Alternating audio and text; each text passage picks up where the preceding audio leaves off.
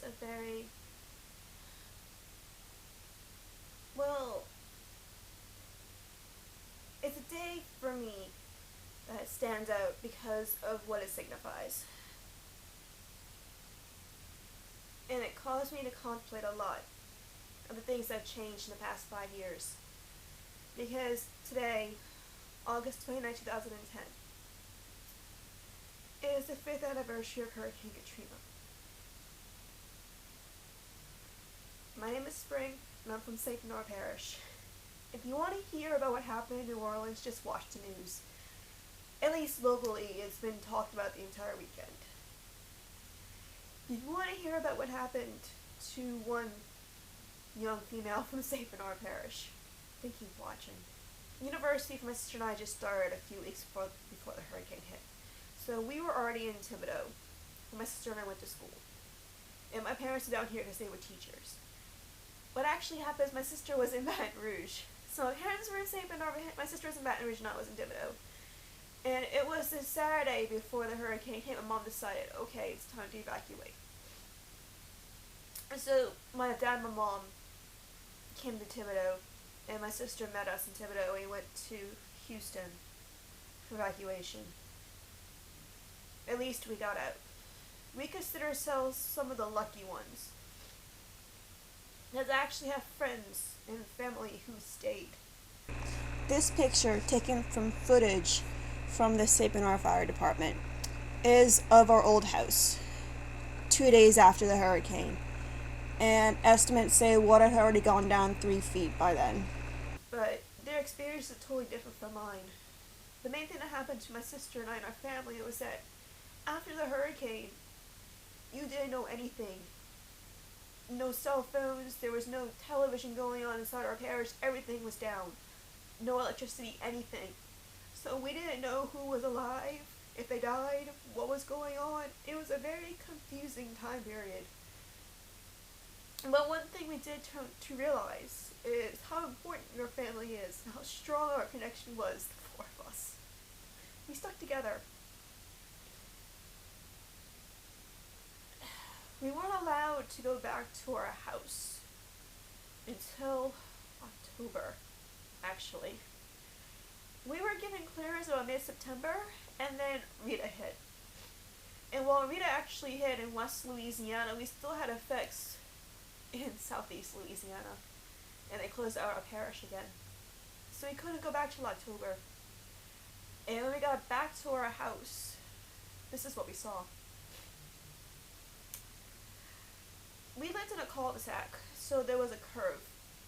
And the type of mud that was gathered on top, my sister and I taken to call it toxic jello, because there actually was an oil disaster, I guess you could call it.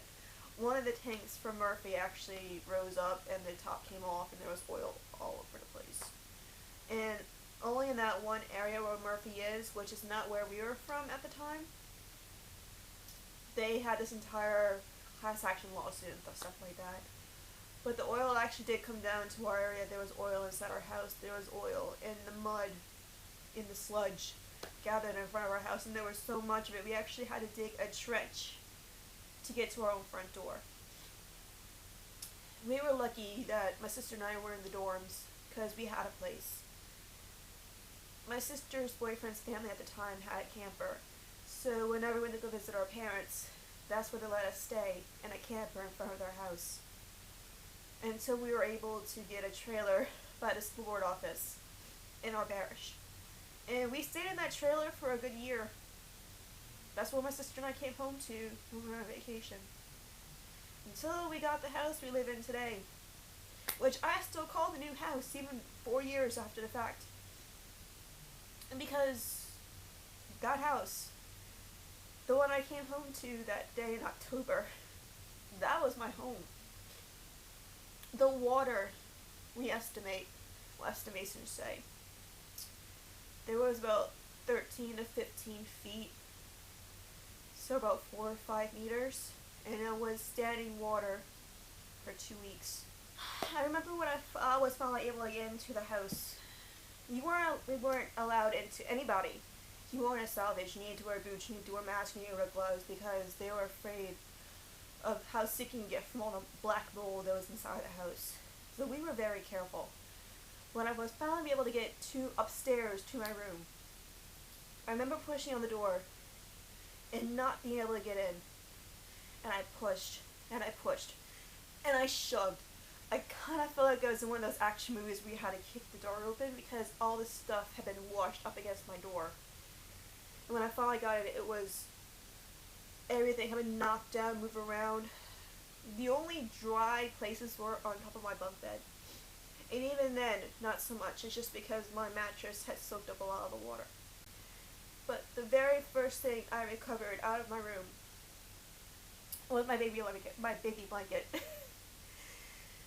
And I was happy I was able to save it because it was on my top bunk. But if it wasn't on my top bunk, I wouldn't have it. Be surprised. The kind of things you want to remember. People don't really talk about it anymore, and people don't really want to hear about it.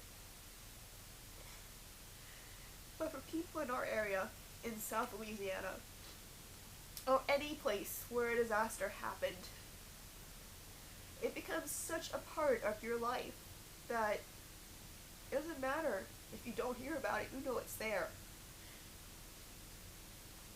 It becomes ingrained in the person you are, and what you know you can survive. Because if anything happens, anything, the first thing we think is we survived Katrina.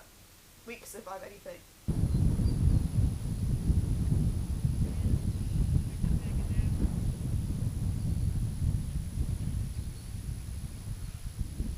This is where I used to live. And one thing you realize when you meet anybody from St. Bernard is that we are incredibly stubborn. And we are very strong. Like, some of the people came back to this neighborhood, but a lot of the houses that are around here are gone. So I wouldn't even bother. I remember when we first came back to salvage, it was so what it was like.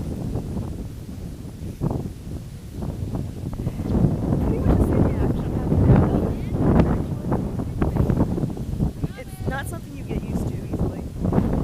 But we had our car parked on the sidewalk here, and my dad was in it. And we were looking at the house and the way it was.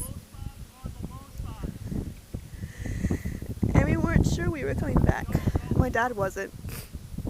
And I told him, Dad, we're coming back. This is home. St. Bernard is our home.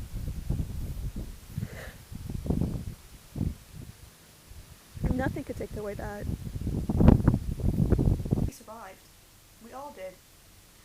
And that's something I'm grateful for each and every day.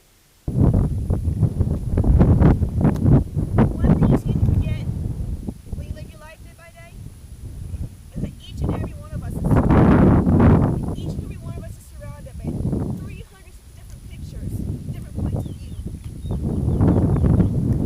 Each and every one of us has a life to tell. And my experience is different than any other person you can talk to, but it's mine.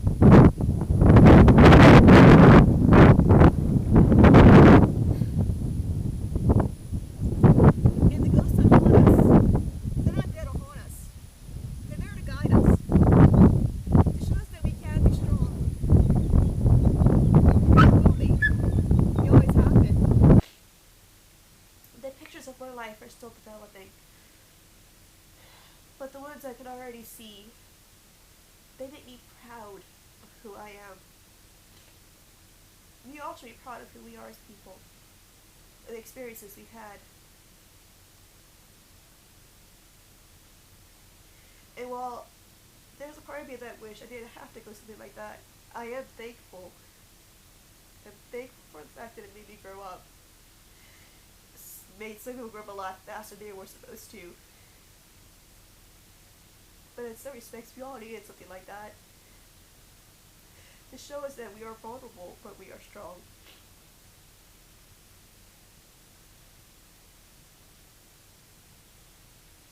It's 5 years later, and it still hurts. But I am here, and I can still smile.